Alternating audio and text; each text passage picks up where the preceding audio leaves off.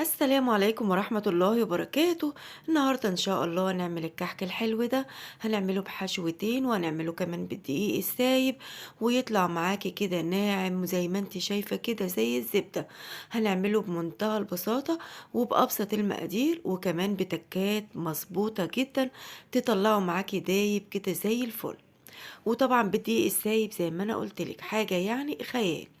طيب، تعالوا بقى نشوف الطريقة والمقادير على طول. أول حاجة طبعا هنا معايا الحشوات. طبعا هنا كل كيلو دقيق بياخد نص كيلو من الحشوة. تمام. فأنا معايا كيلو دقيق هقسمه طبعا على نصين، كل نص هياخد معايا ربع كيلو حشوة. والحشوات اللي معايا طبعا عجوة مفرومة وكمان معايا ملبن. تمام، بيبقى ربع كيلو من كل حاجة علشان معايا كيلو هقسمه على نصين.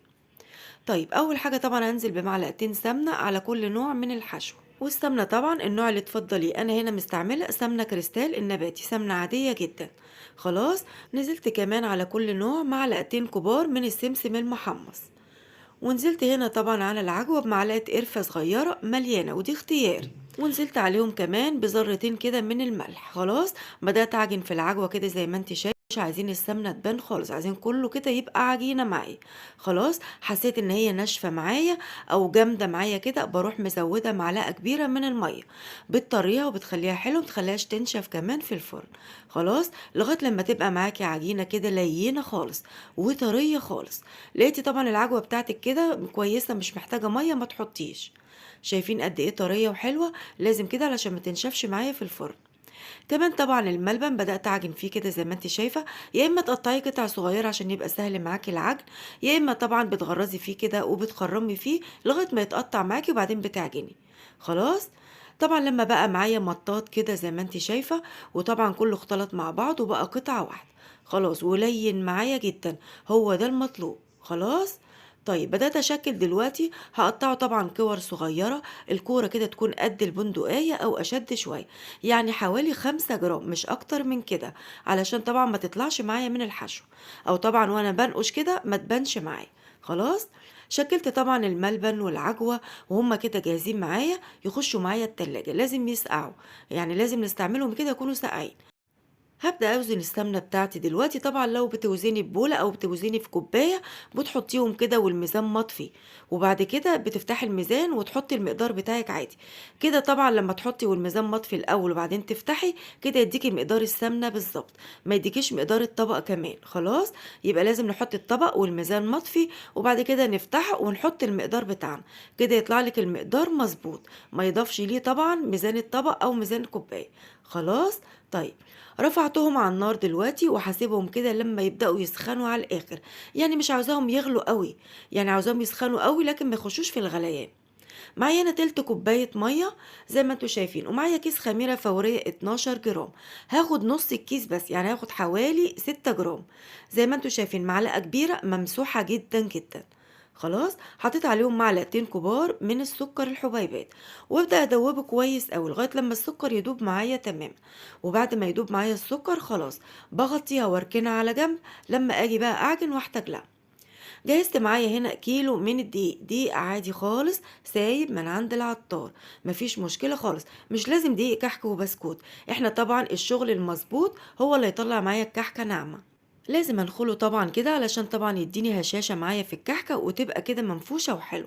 بعد ما نخلته هبدأ أنزل عليه بالإضافات، والإضافات عبارة عن نص معلقة صغيرة من الملح، ومعايا كمان معلقة صغيرة مليانة من ريحة الكحك، أو طبعا محلب زي ما انت تحبي، أو ريحة الموز، ولكن ريحة الموز بتحط على السمنة بعد ما تسخن.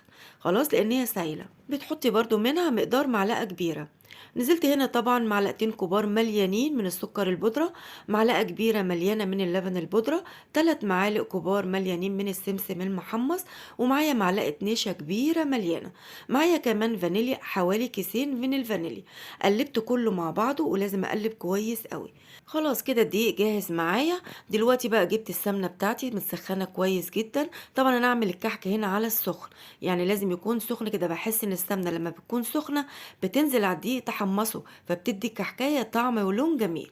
خلاص، اللي عاوز يعمله على البارد يعمله برضو من غير ما يسخن السمنة خالص، تكون ساقعة من التلاجة.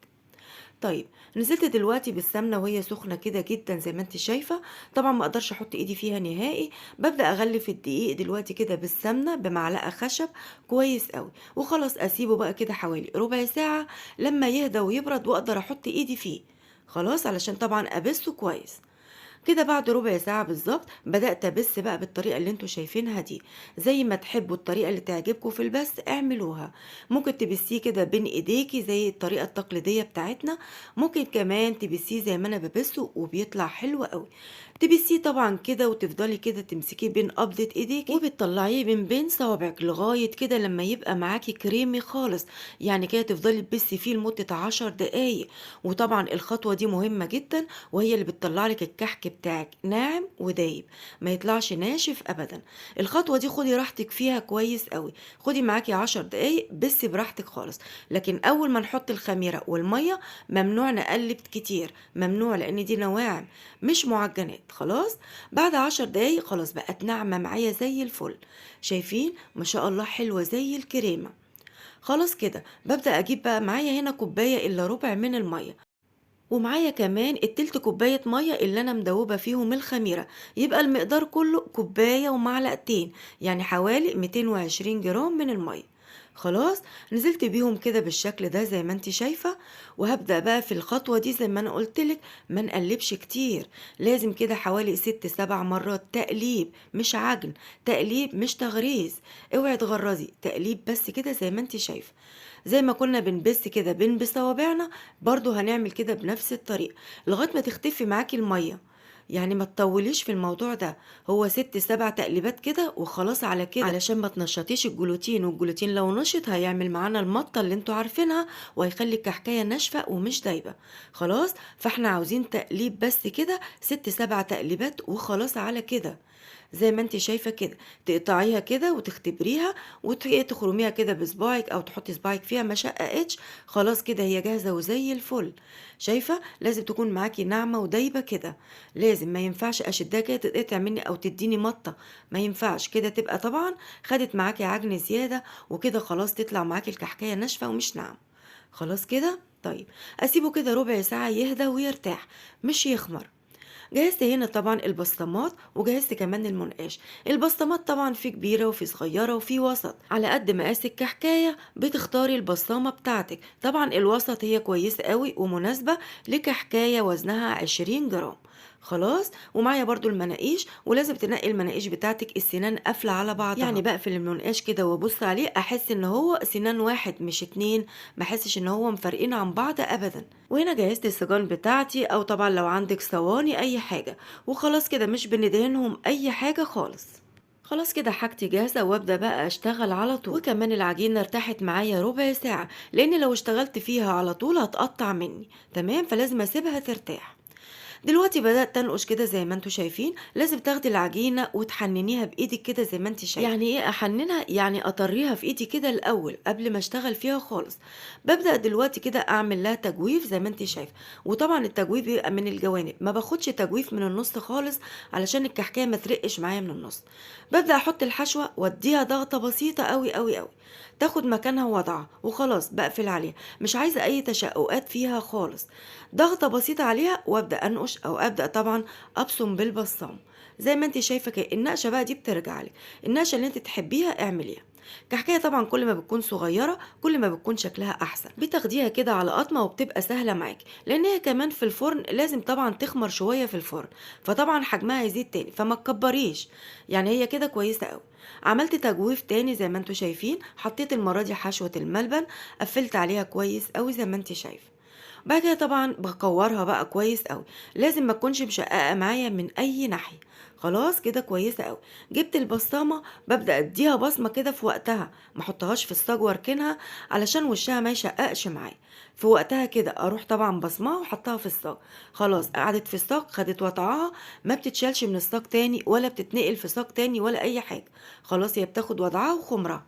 خلاص خلصت تشكيل، خلاص ببدأ أغطي طبعا السجان بتاعتي واسيبهم كده في مكان يكون بارد، ما اسيبهمش في المطبخ علشان المطبخ دايما بيبقى حر. فطبعا لما تحطيهم في مكان حر الكحك بيسرد السمنة بتاعته. فطبعا يستحسن ان احنا نحطهم بره في الريسبشن خالص كده، او طبعا قدام بلكونة، او تشغلي التكييف. ويستحسن برضو وانت بتشكلي الكحك او انت بتنقشيه تكوني مثلا قاعدة في مكان غير المطبخ خالص. عندك تكييف شغليه كويس قوي، ما عندكيش اشتغلي كده وقت الفجر، بيكون الوقت كده بارد وحلو كده، وطبعا ما بيكونش حر خالص. يعني هو وقت الفجر هو الوقت المناسب للشغل. خلاص هغطيهم بقى كده واسيبهم لمدة ساعة يخمروا، وبعد الساعة طبعا بشغل البوتاجاز بتاعي على درجة حرارة 180 وبسيبه يسخن الأول كده 10 دقايق. بعد كده بدخل الكحك بتاعي على الشبكة على الرف اللي في النص وبسيبه لمدة ربع ساعة. بعد الربع ساعة بفتح البوتاجاز وابص عليه من تحت، لقيته خد لون أشقر خفيف، تمام كويس قوي. اطفي من تحت واشغل من فوق دقيقة واحدة بس وانا قاعدة قدامه علشان ما يتحرقش مني. لقيتيه من غير ما تشغلي الشواية اخد لون طبيعي، تمام وخلاص وحلو زي الفل. ولازم طبعا تفضلي تبدلي كده بين الاماكن بين السجان علشان كلهم يبقوا تسوية واحدة وتسوية مظبوط. خلاص طلعتهم انا كده دلوقتي من الفرن اهو زي ما انتوا شايفين، ما شاء الله مستويين زي العسل وواخدين لون حلو جدا من تحت ومن فوق. وهوريكم قد ايه دلوقتي ناعم ودايب وزي الزبدة. شايفين ما شاء الله؟ دي طبعا اللي بالملبن تحفة جدا ومفرغة من جوه وحلوة ازاي، ما شاء الله. بصوا بقى النعومية، شايفين الجمال والحلاوة ما شاء الله، دايبة في ايدي دوب. وكمان الحشوة من جوه مش ناشفة معايا، الحشوة كويسة كده ومظبوطة جدا. شايفين؟ دي طبعا الملبن ما شاء الله دايبة ومش مستحملة خالص. هوريكم كمان العجوة اهي ما شاء الله برضو تسويتها ممتازة والنقشة بتاعتها بارزة زي ما هي ولا راحت ولا حاجة، ما شاء الله. كمان والحشوة مظبوطة في النص، شايفين؟ شايفين كمان دايبة ازاي؟ والله كحكاية ما مستحملة. وعايزة اقول لكم دقيق سايب، يعني مش دقيق فاخر ولا دقيق كحك وبسكوت، دقيق لكل الاغراض من عند العطار. ولا تكلفي نفسك، الدنيا مش مستاهلة غلا. يعني اللي نقدر نعمله بايدينا ونوفره نعمله. شايفين ما شاء الله دايب وناعم ازاي؟ طريقة سهلة وبسيطة. يا رب الطريقة تكون عجبتكم وتكون سهلة عليكم. إذا عجبتكم اعملوا لايك وشير وسابسكرايب، اشتركوا في القناة علشان يوصل لكم الجديد، وبالهنا والشفا.